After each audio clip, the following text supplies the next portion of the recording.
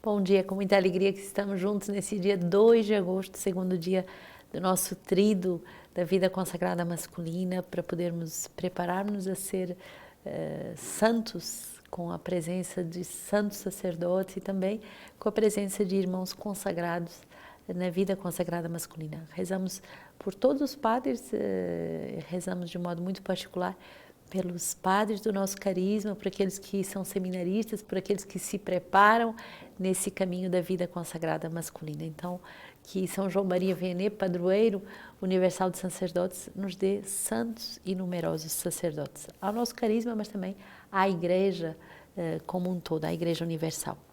Hoje, nessa segunda-feira, é a leitura do livro dos Números, Números 11, 4 a 15.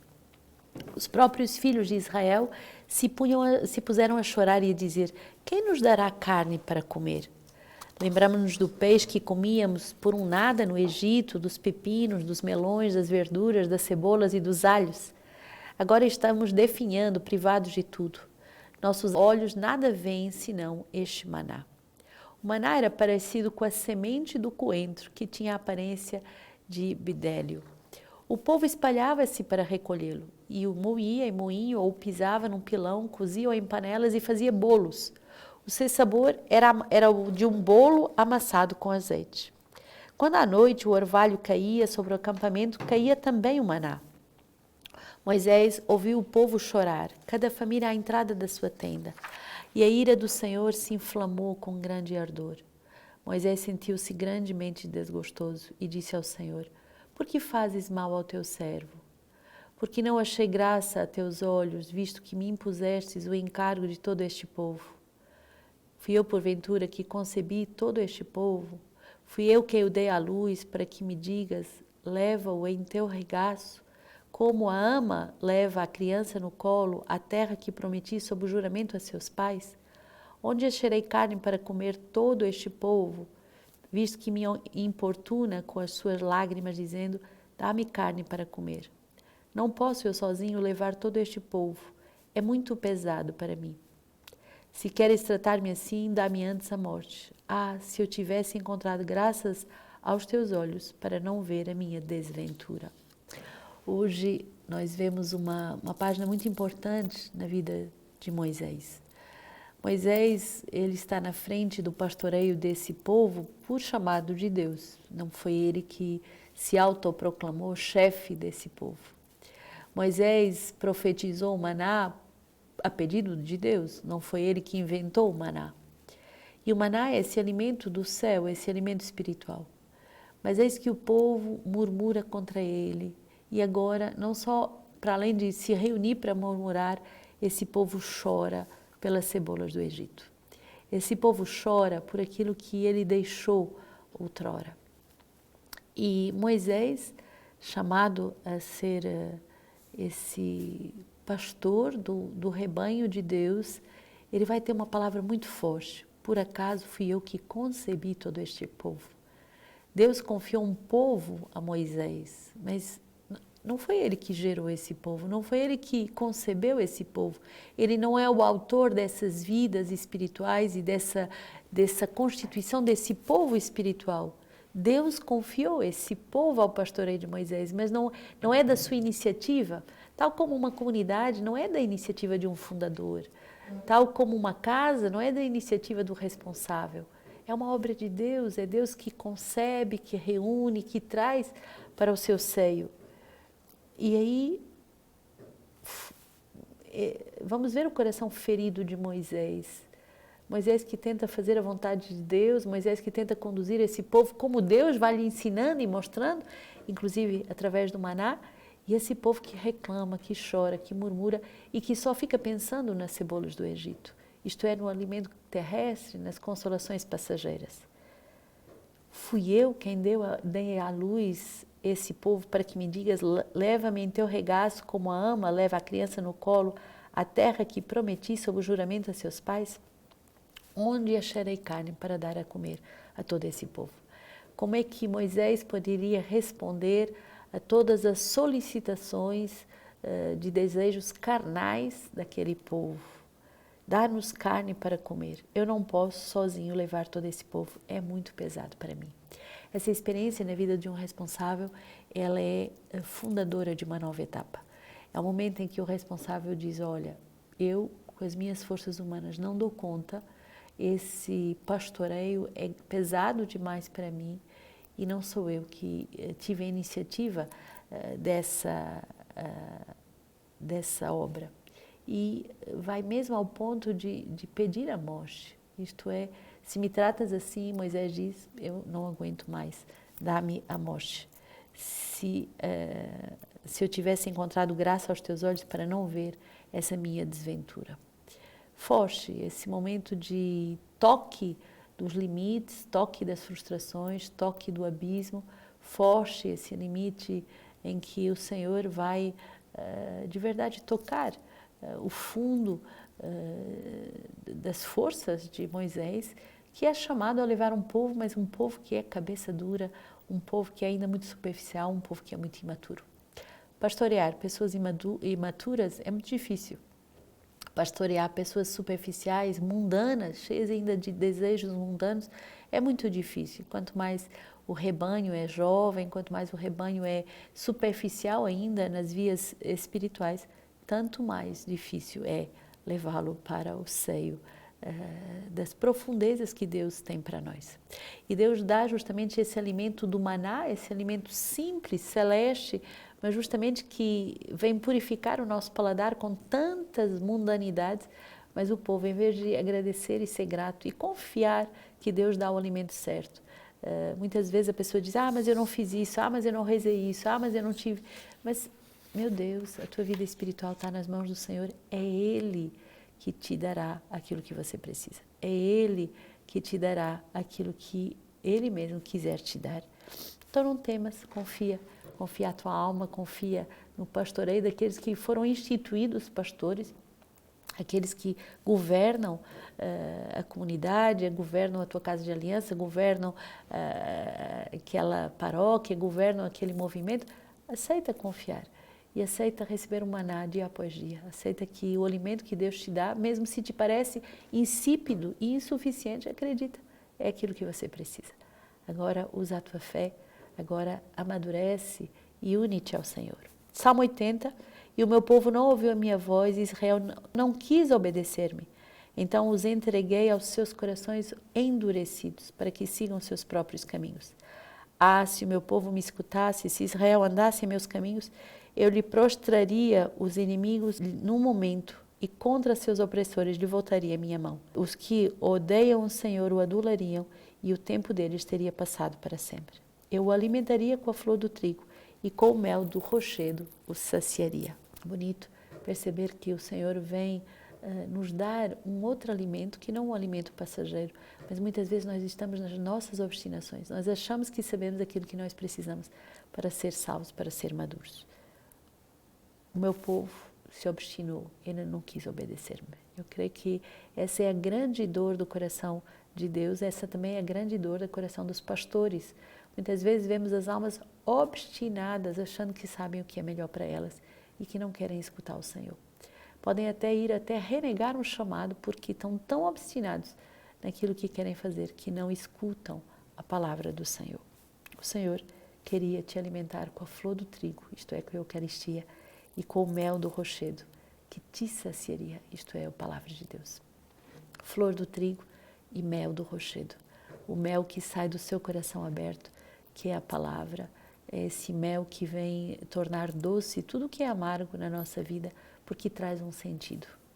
Mateus 14, 13 e 21, Jesus, ouvindo isso, partiu dali de barco para um lugar deserto, afastado. Assim que as multidões o souberam, vieram das cidades seguindo-o a pé. Assim que desembarcou, viu uma grande multidão e, tomado de compaixão, curou os seus doentes. Chegada a tarde, aproximaram-se dele os seus discípulos, dizendo: o lugar é deserto e a hora já está avançada. Despede as multidões para que vão aos povoados comprar alimentos para si. Mas Jesus lhes disse: não é preciso que vão embora. Dá-lhes vós mesmos de comer. Aos que os discípulos responderam: só temos aqui 5 pães e 2 peixes. Disse Jesus: trazei-os aqui. E tendo mandado que as multidões se acomodassem na grama, tomou os 5 pães e os 2 peixes e levou os olhos aos céus e abençoou. Em seguida, partindo os pães, deu-os aos discípulos e os discípulos às multidões. Todos comeram e ficaram saciados e ainda recolheram 12 cestos cheios de pedaços que sobraram. Ora, os que comeram eram cerca de 5.000 homens, sem contar mulheres e crianças. O Senhor quer verdadeiramente dar-nos um alimento que não passa, um alimento que é chamado a saciar as nossas almas e a dar sentido à nossa existência. Essa palavra é tão bonita, dá-lhes vós mesmos de comer. É a palavra que o Senhor diz a cada sacerdote. Sacia a fome existencial do meu povo, sacia a fome de sentido do meu povo, sacia a fome de Deus do meu povo. E um sacerdote e um irmão consagrado é chamado a cuidar dessa fome, essa fome de Eucaristia, essa fome de palavra de Deus, essa fome de eternidade, essa fome de sentido. Numa vida em que tantas pessoas andam à deriva, num nonsense sem fim, Deus quer nos dar uma vida plena de sentido, uma vida saciada pela Eucaristia, saciada pela sua palavra, saciada pelo seu mel. Hoje celebramos 2 santos, nessa preparação do tríduo para São João Maria Vianney, mas celebramos 2 santos, Santo Eusébio de Vercelli e São Pedro Julião de Eimar. Um santo muito eucarístico, muito bonito. E Santo Eusébio, ele nasce no século IV, então no início da igreja, na Sardenha, e é encontrado por Jesus, converte-se e pede as águas do batismo e recebe o nome novo de Eusébio, pois foi batizado pelo próprio Papa Eusébio. De simples leitor, na igreja de Roma, Eusébio foi ordenado sacerdote e depois, no ano de 345, é bispo de Vercelli, onde vai exercer o seu ministério com muito zelo, muito amor, dedicando-se às almas e à verdade. Dentre tantas as inspirações para a diocese, Eusébio vive comunitariamente com muitos sacerdotes e dessa comunhão ele vai conseguir viver e vencer todos os combates do dia a dia. Peçamos essa regra para os nossos sacerdotes e para os nossos irmãos, viver em comunhão com outros sacerdotes. A fortaleza da comunhão fraterna que torna vocações sólidas, que torna vocações capazes de vencer os duros combates da evangelização. Santo Eusébio vai então opor-se ao arianismo que buscava erroneamente negar a divindade de Cristo e foi exilado, entre outros santos bispos, pelo imperador Constâncio. Despachado com algemas para a Palestina, Eusébio vai sofrer torturas e vai sobreviver por 6 anos fechado numa prisão. Quando liberto, vai visitar as igrejas do Oriente. E ao voltar foi acolhido como vencedor pelos irmãos no episcopado e todo o clero até entrar no céu no ano de 370, vencendo o irianismo com Santo Hilário e unificando as igrejas. Então, demos graças a Deus por esses homens que, unidos a outros homens, numa comunhão eclesial muito bonita, mas também aceitando martírios, aceitando torturas, calúnias, blasfêmias, prisões, por causa do Senhor, por causa da verdade, e nesse caso o arianismo queria destruir essa certeza da divindade de Jesus, tratando ele como um mero homem. Então, demos graças a Deus pela santidade vivida em igreja, vivida que permite que sejamos fortes, mesmo nos momentos de grandes perseguições. O segundo santo, muito bom hoje também, nessa preparação desse tríduo da vida consagrada masculina, São Pedro Julião Eimar. Nasce em Isère, na França, no dia 4 de fevereiro de 1811, então século XIX, e é o filho de um segundo casamento de um comerciante viúvo. Pedro Julião vai marcar toda a igreja com o seu culto eucarístico. Ele pertence a uma família tão religiosa que a própria mãe o levava diariamente na igreja para receber a bênção do Santíssimo Sacramento. Vamos ver aqui o papel importante dos pais nesse amor à Eucaristia, nesse amor àquilo que é mais santo. Certa vez um menino de 5 anos desapareceu da casa e quando o procuravam na igreja encontravam Pedro diante do sacrário com esta resposta: estou falando com Jesus. Estou falando com Jesus. Uma criança que já tem essa consciência aos 5 anos da presença real de Jesus, da presença viva de Jesus. Foi à luz do Cristo eucarístico que ele vai descobrir então a sua vocação ao sacerdócio e, apesar de tantas oposições do seu pai, ele entra na congregação dos maristas. Como sacerdote secular, vai ser zelosíssimo, a ponto de ser comparado com o cura d'Ars. Tão bonito esse São Pedro Julião, que vai ser comparado ao grande cura d'Ars, pelo seu zelo, pelo seu amor. A partir dos 17 anos, ele é religioso da Sociedade de Maria e começa a ocupar os cargos mais importantes dessa sociedade religiosa. Já notava um certo distanciamento do povo em relação à igreja, então ele é muito preocupado, ele quer trazer o povo de volta para a igreja, para a comunhão, para a presença do Senhor. E por isso ele acha que algo tinha que ser feito, reza muito e vai pedir conselho aos seus superiores e ao Papa Pio IX, que lhe vai dar muitos conselhos e que pede que através desse Instituto dos Maristas justamente ele pudesse ajudar. Então ele deixa o Instituto, vai para Paris e lá vai fundar uma nova congregação, a Congregação dos Padres do Santíssimo Sacramento, e depois de 3 anos, a Congregação das Irmãs de Nossa Senhora do Santíssimo Sacramento. E mais tarde também funda a Ordem Terceira dos Leigos da Adoração ao Santíssimo Sacramento. São Pedro Aimar, percebendo a indiferença do povo com Jesus Eucarístico e inspirado por Nossa Senhora, concluiu: é preciso tirar Cristo do sacrário e apresentá-lo ao povo com grande Senhor e Mestre, Salvador, vivo, real no nosso meio. E, vigiando por toda a França, deixa vários escritos, abrangendo sacerdotes, religiosos, leigos, para toda essa obra de adoração do Santíssimo Sacramento. E por isso ele vai conseguir restaurar essa obra de adoração ao Santíssimo Sacramento através de inúmeros sacrifícios, de inúmeras dores. Ele vai, então, dedicar-se à primeira comunhão de adultos e toda a sua pregação é, sobretudo, sobre a Eucaristia. Nos últimos anos da sua vida vai ser repletos de sofrimentos e são sofrimentos que ele vai receber dos próprios irmãos da sua congregação que ele mesmo fundou. Os próprios religiosos já não tinham confiança no seu santo fundador e ele vai dizer assim: eis-me aqui, Senhor, no jardim das oliveiras, humilhai-me, despojai-me, dai-me a cruz, contando que me deis também o vosso amor e a vossa graça. Muito doloroso esse sofrimento quando ele é interno, é pelos próprios irmãos de comunidade que já não confiam mais nele como santo fundador e o deixam só, o deixam nessa agonia da cruz. A vida e a atividade de São Pedro está centrada então no mistério da Sagrada Eucaristia e o seu enfoque teológico é muito importante e sobre essa graça da presença real. Nenhum outro centro a não ser Jesus Eucaristia. Nenhum outro centro a não ser Jesus Eucaristia. E ele tem essa frase muito bonita: para mim, viver é Jesus e Cristo sacramentado. Ele vai falecer no dia 1 de agosto, aos 57 anos, em 1868. Hoje esse texto da carta de Barnabé, do século II.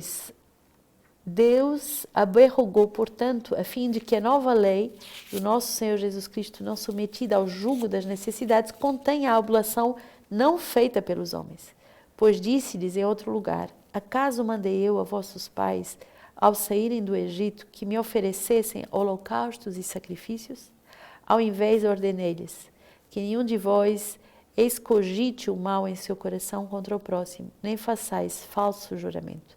Temos então de compreender que, se somos insensatos, o senso da bondade de nosso Pai mostra-nos o modo de nos aproximarmos dele, por não querer que, à semelhança dos antepassados, andemos errantes em sua busca.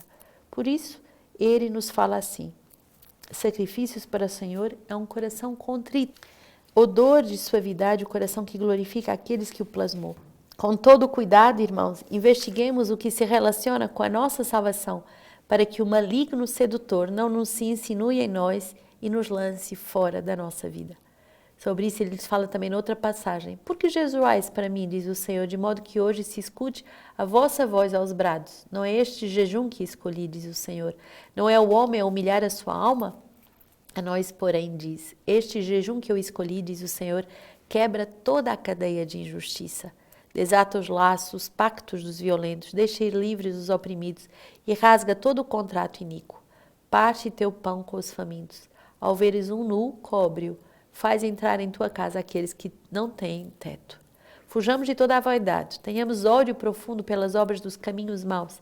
Não vos isoleis, fechando-vos sobre vós mesmos, como se já estivesse justificado. Ao contrário, congregados na unidade, buscai aquilo que é do proveito de todos. A Escritura ensina, ai dos prudentes para si mesmo e sábios aos próprios olhos. Tornemo-nos espirituais, sejamos perfeitos templos de Deus. Na medida do possível, meditamos sobre o temor de Deus e lutemos por guardar seus mandamentos, para nos alegrar com seus juízos. O Senhor julgará o mundo sem exceção de pessoas. Cada um recebe conforme viveu. Se houver sido bom, sua justiça o precederá. Se mal, a paga da maldade estará diante dele. Não aconteça que, descansando em nossa vocação, durmamos em nossos pecados e o príncipe do mal, tendo obtido poder sobre nós, nos arrebate no reino do Senhor. Entendei isto, irmãos meus. Como vedes, depois de tantos sinais e prodígios feitos em Israel, no entanto, eles são abandonados. Estejamos atentos para que não se cumpra em nós o que está escrito, porque muitos são chamados, poucos os escolhidos. Recebemos então por todos os nossos irmãos chamados e escolhidos a serem santos sacerdotes e a darem a Eucaristia ao mundo.